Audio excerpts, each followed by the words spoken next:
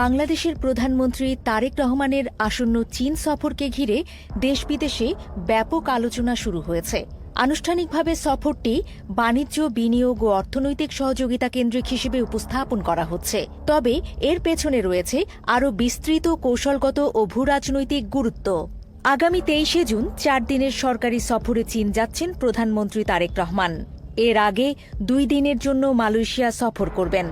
সফরের শুরুতে তারেক রহমান চীনের দালিয়ানে অনুষ্ঠিত ওয়ার্ল্ড ইকোনমিক ফোরামের সামার দাভোস সম্মেলনে অংশ নেবেন। সেখানে বিভিন্ন আন্তর্জাতিক ব্যবসায়ী ও নীতি নির্ধারকদের সঙ্গে বৈঠকের পর তিনি বেইজিংয়ের চীনের প্রেসিডেন্ট শি জিনপিংয়ের সঙ্গে বৈঠকে বসবেন।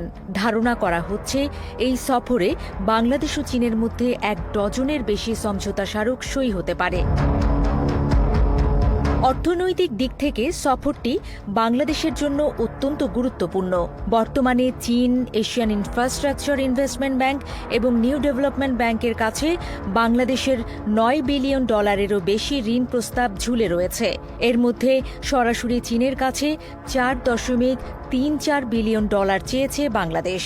এই অর্থ ব্যবহার করা হবে তিস্তা নদী সমন্বিত ব্যবস্থাপনা, মংলা বন্দর সম্প্রসারণ এবং চট্টগ্রামের আনোয়ারায় চীনা অর্থনৈতিক ও শিল্পাঞ্চল উন্নয়নের মতো গুরুত্বপূর্ণ প্রকল্পে।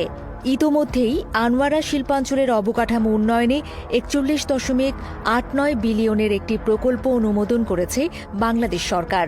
সেখানে সড়ক, জেটি, বিদ্যুৎ, গ্যাস ও পানি সরবরাহ সহ প্রয়োজনীয় অবকাঠামো গড়ে তোলা হবে। তারেক রহমানের চীন সফরের আরেকটি গুরুত্বপূর্ণ বিষয় প্রতিরক্ষা সহযোগিতা। বাংলাদেশ বর্তমানে চীনের তৈরি 20 TJ-10 যুদ্ধবিমান কেনার জন্য প্রায় $2.2